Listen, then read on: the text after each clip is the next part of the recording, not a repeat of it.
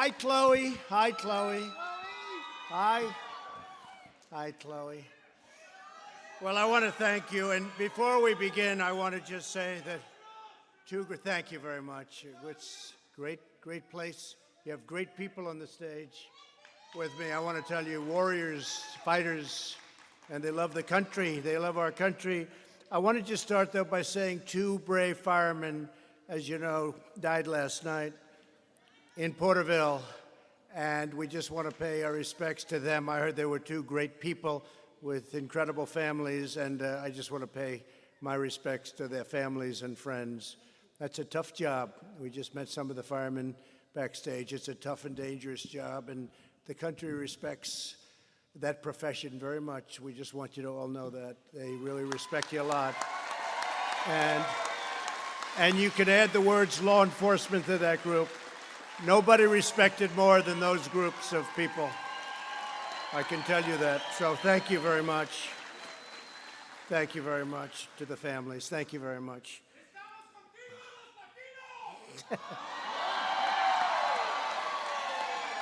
And we're doing well with you. Thank you. We just had a poll that says we're doing very well. Thank you. That's great. Appreciate it. We love you too. And I want to thank Kevin, and hello to Bakersfield. I've heard a lot about Bakersfield.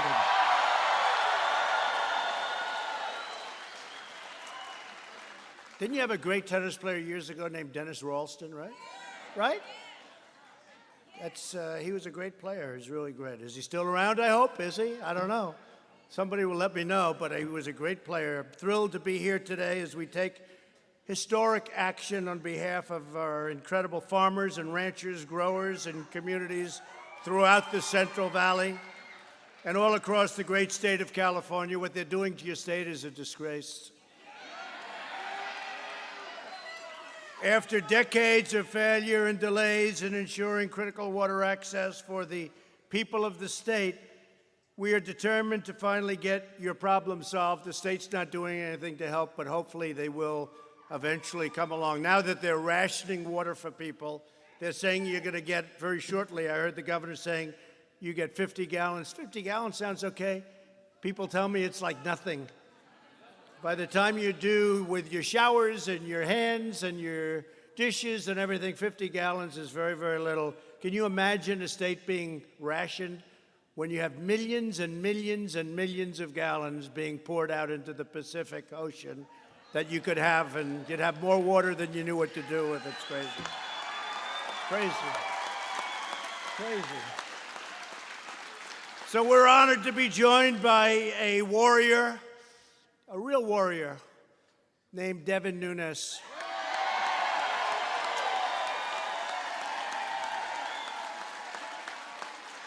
And Elizabeth, thank you, because you have to put up with it, Elizabeth, wherever you may be. But Mrs. Nunes is here, and she's a fantastic woman. But Devin has been from day one, from the day I met him. And, you know, this all started because I was driving up. What was the highway, Devin, that we were driving by? 99. Does everyone know 99? And I kept saying, Devin, why are these fields all brown and they look like desert? They look like they were starved. It's too bad you have a drought. And then I'd see little patches of the most beautiful land I've ever seen. And then I'd go to the next and I'd see acres and acres of brown, really dry, horrible looking stuff. And then I'd see a patch of the most beautiful farmland I've ever seen. I said, what's going on? It's too bad you have a drought. He said, no, we don't have a drought. They won't allow us to have water in the state of California. That's how this all started. Believe it or not, that's how I really got to know Devin Nunes. Then he became a hero because he found out what was going on in government, and he found out about the hoax and the witch hunt and all of the horrible things that have gone on. But we really got over the fact that I said, boy, that's a beautiful area, but why is everything else barren? And it's because of water. You send millions and millions of gallons out, and we have now given full permission that you don't do that anymore. We have given, and the hard permits were, by the way, the federal permits. The state could do this with a flick of the governor's hand, and we hope that he's going to do it because it makes so much sense. But I want to thank Devin for being an incredible warrior. And likewise, Kevin McCarthy.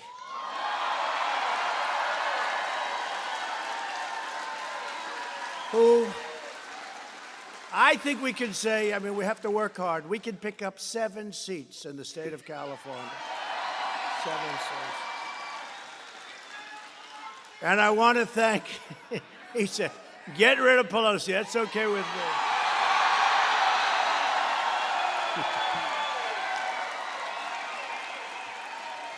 A lot of people agree. Look what's happened to San Francisco. So sad what's happened when you see a slum where it's a slum. It's worse than a slum. There's no slum like that. What they've done to San Francisco is a crying shame.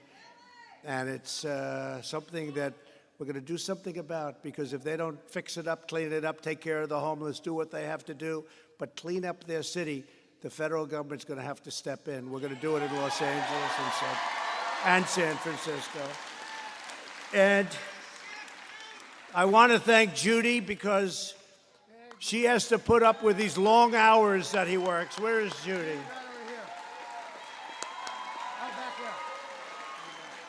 Thank you, Judy.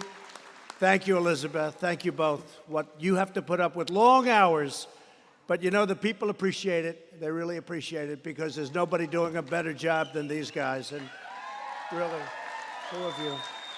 You also have somebody here who's another warrior. He's a warrior in the waiting. He's been successful all his life, and he's running for the 21st Congressional District, David Valadao.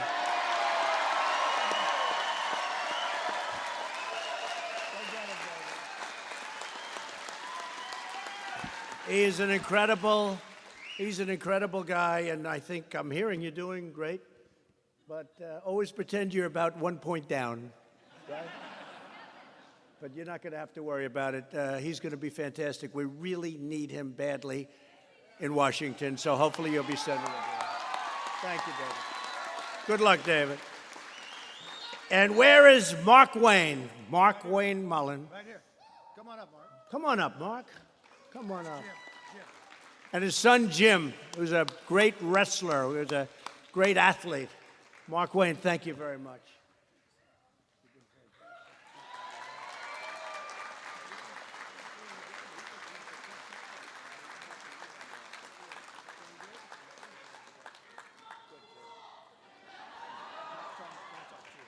Yeah, the wall is being built. You know, we're up to 122 miles. 122 miles. And you'd think that that was not easy, but we got the money and we're building it, and we won a lot of cases in court. We were sued all the way along the line, and we're up to 122 miles. In a very short time, we'll be over 500 miles. It's already had a tremendous impact. So the wall is moving along. But I want to thank you, and Jim, thank you very much. Stay up here, okay? Because I'm going to be signing a very important piece of legislation that is going to give you a lot of water and a lot of dam and a lot of everything, and you'll be able to farm your land, and you'll be able to do things that you never thought possible. And it is true, though, I think, Devin, you can say, I really looked, I'll never forget. It's so bad. I said, gee, it's so bad. I never knew the drought was so bad. He looked at me like, what are you talking about? There's no drought. We have so much water, we don't know what to do with it. And this would take care of Los Angeles. It would take care of everything. You'd have more water than you knew what to do. You wouldn't have to be rationing water. And it's just absolutely insane. So hopefully the governor will get his act together and you'll get this done. I also want to thank, we have many, many state and local officials with us, including a lot of the law enforcement, the firemen, finer men and women, and we appreciate it all very much. Thank you. Yeah. A man who has been great is David Bernhardt, and he's working with you. But I have to say that I've been watching another warrior, Tom McClintock, and I'd call Devin, I'd see him on television. There's nobody that represented us during the impeachment hoax. There's nobody that represented us better. I said, that guy could represent me any day. He was tough and strong. That face was good looking, I have to say. In the Me Too generation, we don't talk about looks anymore, but he's a good looking guy. Where's Tom? Tom McClintock, come here.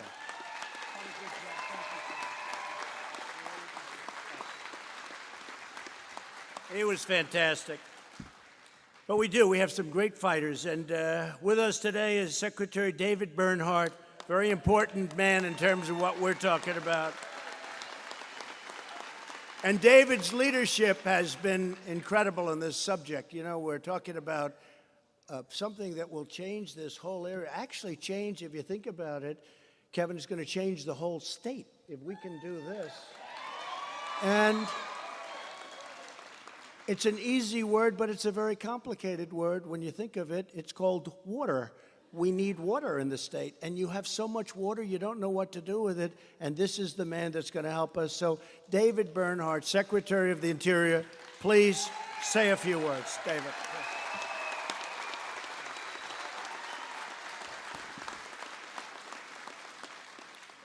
Good afternoon.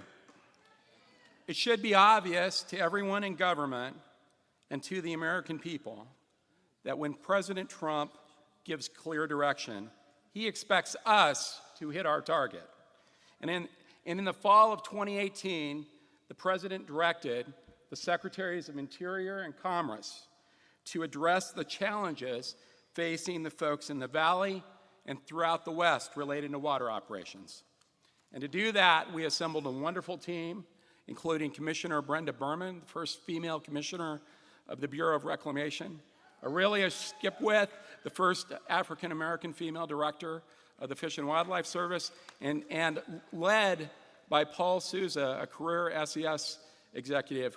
We have come up with a plan changing our operations to use real-time monitoring, better technology, and provide more efficient utilization of water so it won't be wasted.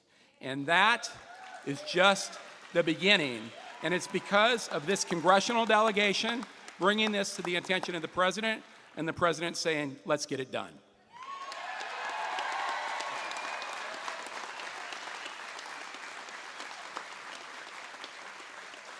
Come on up, David. Come on up. You're going to be a congressman soon, so let's get him up here. Come on, David. Thank you very much. So as a candidate for president, I promised to help solve the water crisis that was crippling our farmers due to the chronic mismanagement and misguided policies. And that's what it is, misguided policies and management. For too long, authorities have needlessly flushed millions and millions of gallons of fresh, beautiful, clean water from up north straight into the Pacific Ocean. It's nothing for the Pacific Ocean. You know what it means? Like nothing. We're talking about the Pacific. I think they think we're helping the Pacific. It's like a drop. It's like a drop. But it can help us to a level that nobody can believe. On the basis of old science, obsolete studies, and overbearing regulations that had not been updated in many, many years, and sometimes for decades. The resulting miscalculation and misallocation of water help turn natural droughts into man-made catastrophes. I mean, it's really a catastrophe when you think you have farmers that own land, that are paying taxes on the land, that aren't allowed to farm your land. They're actually taking away your land. You think about it. And that's the state, because the federal government, we've done our part. That was supposed to be the hard part. We got it done fast. Commerce worked fantastically with you, David. I know that, right? We got it done fast. To confront this problem, in 2018, I ordered the administration to update the outdated scientific research and biological opinions that help to determine water allocation right here in the state of California. In other words, how much water is available for agricultural producers, communities, for all of the people that live in your great state. Although a lot of people speak badly of your state. I love your state. I understand your state. You have the potential like no place else, but you need the right government. You need the right governor. You need the right governor. Who's so much? You know, I was explaining on the way in, cars. You could build a car for $3,500 less. It would take a tiny bit more, just a glass of fuel more, but that will take many cars off the road because people would be able to buy many cars that are obsolete, that are what they call gas guzzlers. The new car would be safer because it would not be made out of paper mache, because it would be allowed to be a little bit heavier. It would be a little stronger. It would be safer. It would cost you $3,500 less. And because of your rules and regulations in California, we'll end up in a court case with you, Governor. It's so crazy.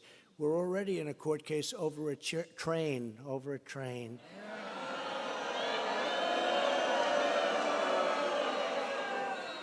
Billions and billions and billions of dollars. It was originally supposed to go from San Francisco to LA.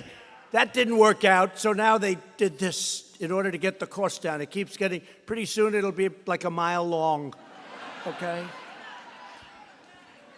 It's very sad when you see some of the things, but think about the car situation. In other words, you'll get a less expensive car by $3,500 on average that will be safer, that will look better, and that will work better. And you'll get a lot of gas guzzlers off the market because people are going to be able to afford, and they're going to want this car because it's a better car. And we're going to have to fight it out in court, but we'll win. We always win. Today, I'm pleased to announce that this update is complete. We've done the full, complete update on water and water allocation. A major obstacle to providing more water for the region's farmers has now been totally eliminated by the federal government. I mean, the federal government is very tough to deal with. We got it done very quickly. And at the request of Devin and Kevin, and it works out well, Devin and Kevin. But they're very similar people. They're tough, thank you. But we got it done, and we got it done fast. And you also worked with some of the other congressmen and women. We had a lot of help from a lot of the women that worked with us. And I'll tell you, we're very proud of the job we did. Now we can do it very quickly if we can get the state to move. And you can take away the water allocation for people, the 50-gallon going down to 42, 43-gallon. Throw it out the window. You don't have to worry about it anymore. What a difference that would be, right? Going forward, we'll use the latest science and most advanced technology to monitor and adjust water distribution in real time, ensuring that the environment remains protected while directing as much water as possible, which will be a magnificent amount, a massive amount of water for the use of California farmers and ranchers and all of these communities that are suffering from a lack of water. You can't water your grass. We don't have the water. And yet you look and you see the millions and millions of gallons being just wasted and poured into the great ocean. We want to make sure that you get the water that you really are paying for by being citizens and paying taxes and all of the things that you do. You deserve water, and you have the water. There are communities that don't have water. You have the water. This is an easy one. Here with us today is Jenny Holterman, a fourth-generation almond farmer from right here in Kern County. Jenny, please come up and say a few words. Jenny? Where's Jenny? Come on up, Jenny.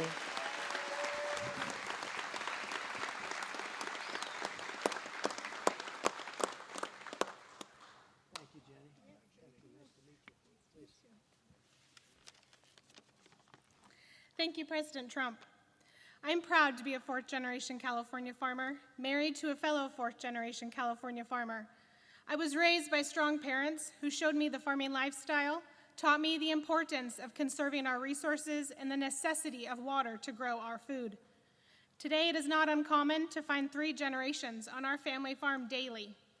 However, because of the uncertainty of water deliveries, I'm worried that we may not have a family farm to pass down to my children or my niece or nephew. As an almond farmer, we can't just fallow acres in years with less water. Orchards require consistent irrigation, and without a reliable water supply, hundreds of thousands of acres of farmland could be taken out of production of California's Central Valley. Families like mine could be forced to abandon orchards or sell a family farm. We are an industry of families, and we do not farm the same way that generations before us did. Using new science and technology, almond farmers today use 33% less water than they did 20 years ago. Our water infrastructure should be handled the same way, using updated science and new infrastructure to keep water flowing to families and family farms across our state. I want to thank our president for cutting regulations and supporting the American farmer.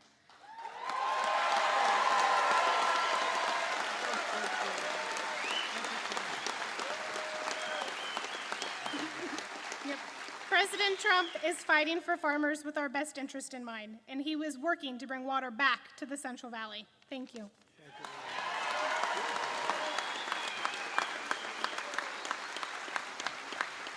Thank you, Jenny. And you know, Jenny reminded me of something. So, as you know, for businesses, small businesses, and farms, and some small farms, all small farms, we got rid of the estate tax, or the death tax, as they call it. So now, all signed, all done, part of our tax cuts. So now, if you love your children, and there are some people that don't, and if you don't love your children, this doesn't matter so much. Don't listen. But if you love your children, it's nice that they don't have to mortgage the farm, is the expression. You know the words mortgage. They're going to mortgage the farm, and then they're going to lose the farm. So if you love your children, you have no estate tax to pay. You have no death tax to pay. So you can look down at your children and say they're doing a nice job or they're doing a lousy job, but at least they won't be having to go out to the banks and mortgage the farm. Very well-known term, because it never worked out too well. So you have no more estate tax to pay on your farm when you leave it to your children. That's a big point. Doesn't pertain to water, but probably it does, right? Because the farm's going to be a lot more valuable if we can pull this off, a lot more valuable. And if we do, it's because of the people right here. Also joining us is Matt Fisher, a local citrus farmer. Matt, please come up. Matt.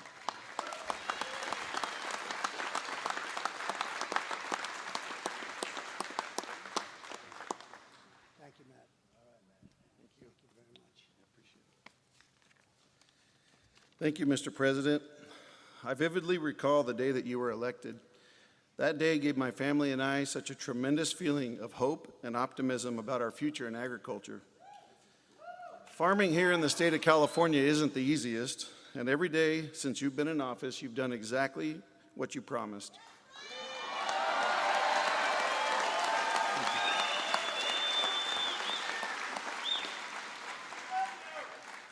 You came to California and sought to understand our water issues. You listened to the right people, put a plan in place, selected the right people, assigned a deadline, and got it done.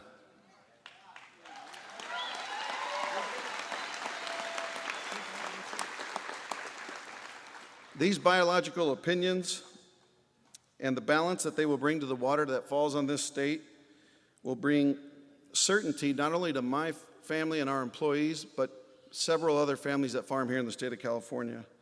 They are based on sound science and will help the Bureau of Reclamation maximize water to not only family farms, but rural communities and the environment.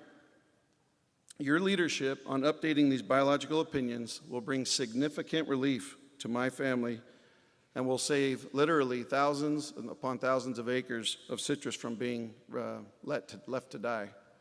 So thank you again, sir, for keeping your word and following through to help us here in the San Joaquin Valley.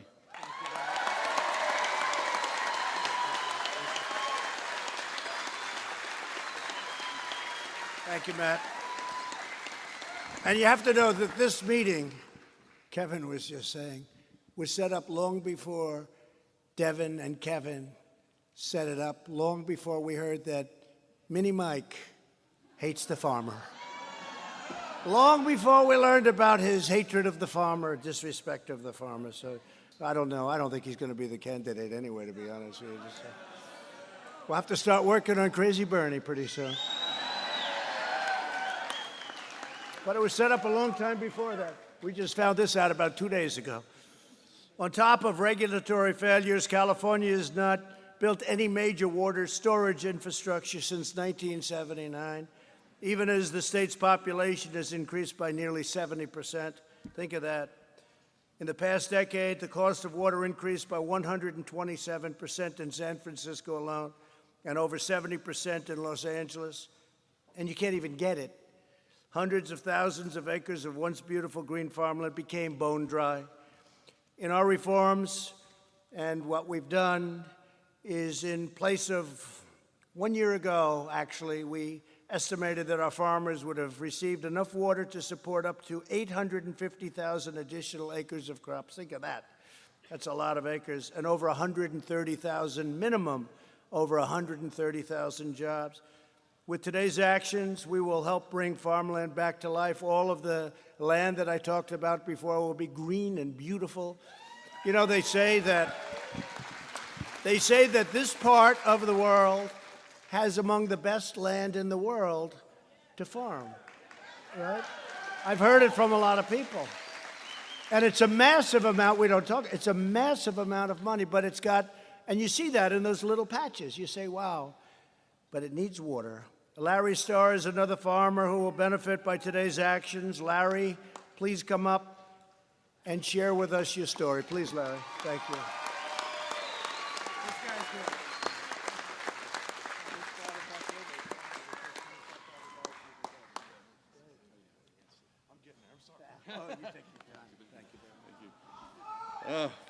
Wow. Thank you. What a great honor this is to have you in our home, Mr. President. Thank you. So water for us is everything. Water is the beginning, it's the middle, and the end. Without it, without water, we have nothing. It's just the end. I farmed with my brother Fred and my brother-in-law Jay Croker, and until recently, my father Fred Starr Sr. My sons, nephews, nieces are involved as well, and like everyone, water is the most critical part of our existence. It is in fact our lifeblood. And like blood, how it is treated, maintained, and pumped is the single most important factor in our existence. Our farm has been forced to idle thousands of producing acres due to the uncertainty of our lifeblood. Reduced water allocations year after year due to environmental takings, old science, questionable management, and increased regulations. We pay for water we don't get. Still, we see more water taking out of the system. We see more ground being idled. I can tell you that what the end looks like, and come out to my ranch and I'll show you what it looks like. We have considered selling the farm. Prior to the last presidential election, in fact, even my dad, who lived and breathed our farm, seriously contemplated selling out. We thought at the time if President Trump's opponent had won, we would sell for sure. However, that did not happen.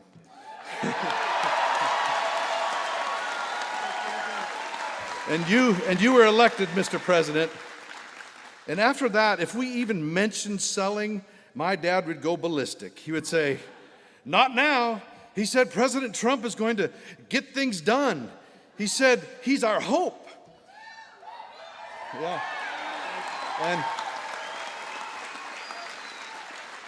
And it's a fact, Mr. President, you have got things done, and you have indeed revived our hope. I heard you say in Tulare 4 years ago, the California water situation is ridiculous, and you said there will be water. There will be plenty of it. We can turn it around.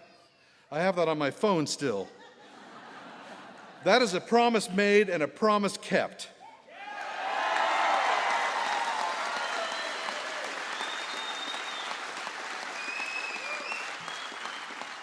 I know that we have had water warriors fighting for us for a long time, working hard for us, fighting for these new regulations that are based on best science, using real-time conditions in the Delta, maximizing Delta water exports while protecting threatened or endangered species in the Delta and protecting the environment. That is a win-win, right?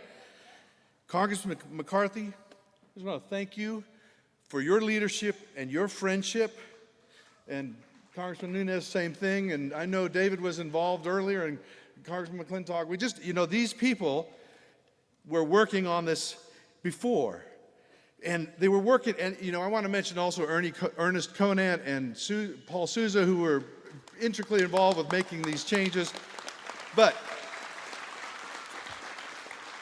they have been working on this issue for a long time, and they were looking for traction. They were looking for some kind of change. And I can tell you, traction was found in 2016 when President Donald Trump was elected.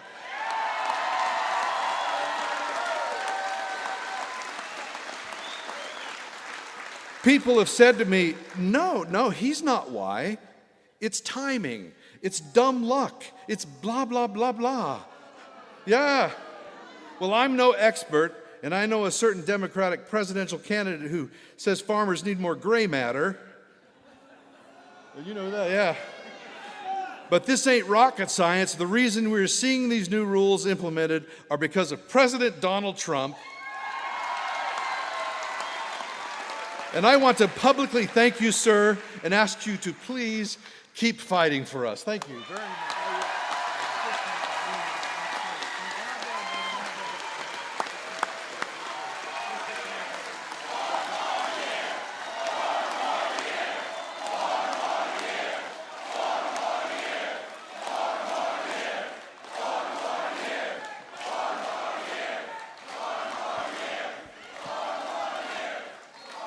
Thank you, Larry.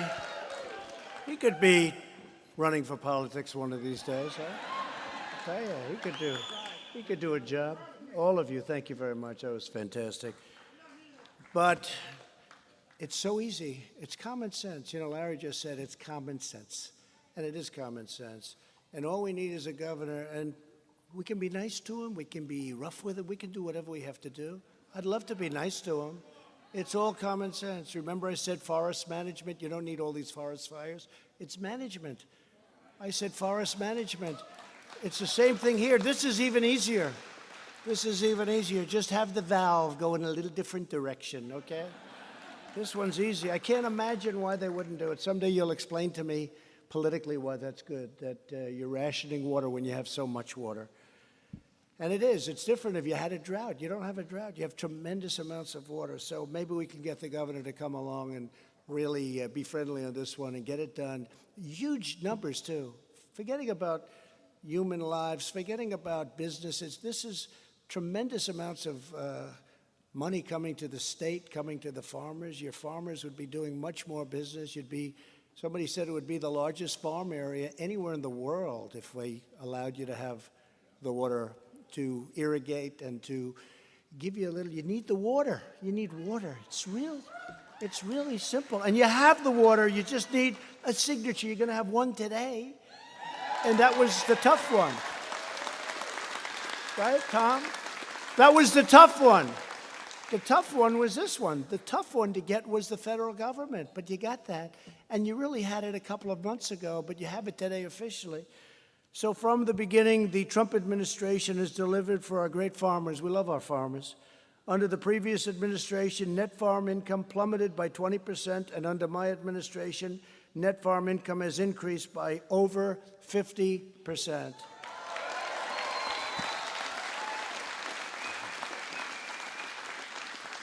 And we've secured the historic trade deals, including the new trade deal with China. They're going to buy $50 billion worth of your product.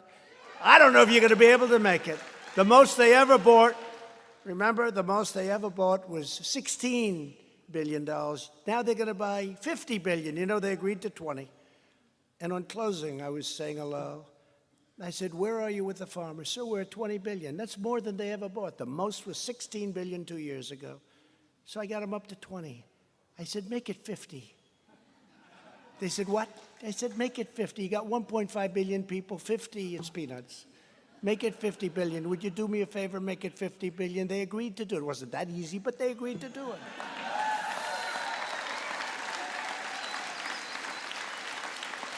See that beautiful tractor over there and the beautiful tractor? I said, you got to get bigger tractors, that's all. They look like nice big tractors. That's a big tractor right back there. You got to get bigger tractors. You got to buy a little more land. So Larry, instead of selling your land, buy some more, okay? You know, buy a little more land. But no, they're going to increase it. So think of it. If they go to $40 to $50 billion, you're talking about a whole different industry. Plus, I got Japan for $40 billion. You saw that? We signed that deal 4 months ago. South Korea now is a big buyer. We signed that deal. And the big one is the USMCA. That's Mexico and Canada. And now you're going to be treated with respect. You were treated pretty badly. You had tremendous tariffs going in. As example, on dairy products, you had a 287% tariff going into Canada. but we took care of it. We virtually eliminated all of the taxes and all of the problems that the farmers were having, and I'm very proud to do it. Very special people. And when I was negotiating the farm deal, I told this to Kevin. You know, some people complain, not the farmer. They were going up, fake news CNN was putting microphones in your face and saying, isn't this terrible? Because China, you know, they're great negotiators, they pulled way back. And the farmers, I tell you, I didn't hear a negative. They said, look, it's very tough, but somebody had to do this. This has been going on for 17, 18 years, really much longer than that, but it's been going on at least for 18 years. The farmer's been hurt. Somebody had to do it. The president's fighting for us, and we're going through a rough patch. But what I did is I solved the patch by getting, we got you $16 billion, and we got you $12 billion from the year before. We took it out of the tariffs that we imposed. People don't say it. They never like to say it, the fake news. But you were hurt the first year by $12 billion. Well, we were taking in tens of billions of dollars in tariff. We didn't get 10 cents forever from China. Now they're paying us 25% on $250 billion, and then more after that. So what I did is I took out the $12 billion. We gave it to the farmer. Then I took out the next year. I said to Sonny Perdue, great Secretary of Agriculture, I said, Sonny, how much this year? 16. I said, 16 billion. They stopped buying. I gave you 16 billion out of the tariffs. We had billions and billions left over. And China came and they signed a wonderful agreement. So we're very happy about it. But the farmers didn't even want this money. The farmers said to me, we had 36 farmers in the White House, and they said very simply, we don't want this money. We just want a level playing field. I got you better than a level playing field, okay? Better. And one of the biggest things I did, and I said, I'm going to get killed on this one, we terminated the Waters of the United States rule, which is basically they were taking your property away from you. Think of that. They called it the Clean Waters of the United States. I said, how do you sign that? How do you do that? But other than the title, it was a disaster for builders and farmers and everybody. And I remember when I signed it, I had a lot of people, a lot of farmers and construction workers and a lot of people behind me. And these are people that didn't cry when they were babies. They would never cried in their life. And they were crying. A lot of them were crying because I gave them their land back. I gave them their rights back. They took away their rights. If you had a puddle in the middle of your farm, they said it was a lake, it was a river, it was a, I mean, they virtually said it was an ocean, right? You had no right, you couldn't get anywhere near it. It was crazy. So we gave it back. Federal bureaucrats will no longer micromanage every ditch, stock tank, puddle, and pond on your land. From now on, it's your land. It's not their land. You're going to do what you want with it. Terrible. It was a terrible, other than the title, it was a terrible thing. Since I took office, the Department of Agriculture committed investing over $6.1 billion to rebuild, think of that, $6.1 billion to rebuild and improve the rural water infrastructure.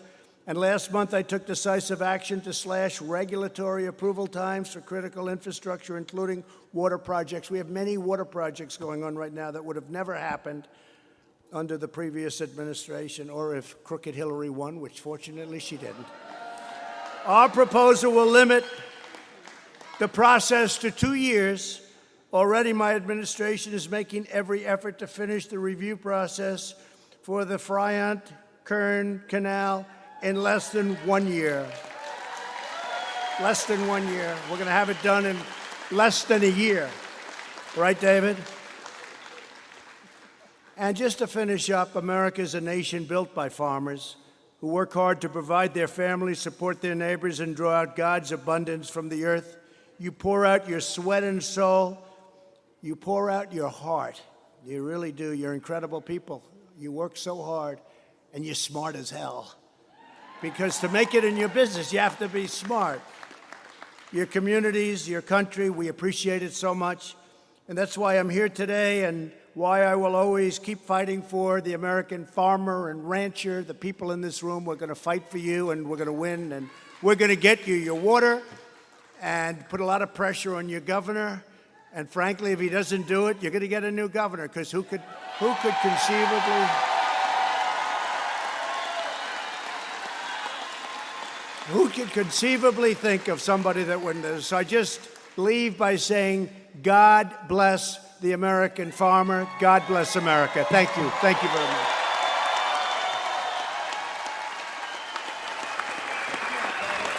Let's get them up. Come on up, fellas. Come on over here.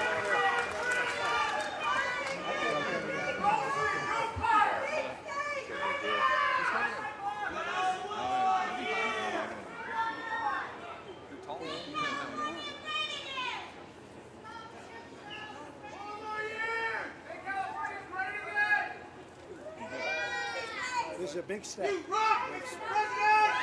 Jim? Where's Jim? That's yours, Jim.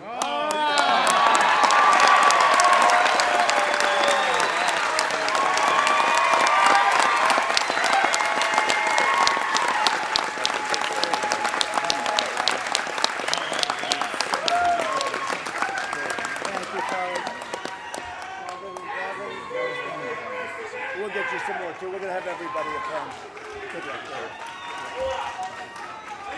Thank you, everybody.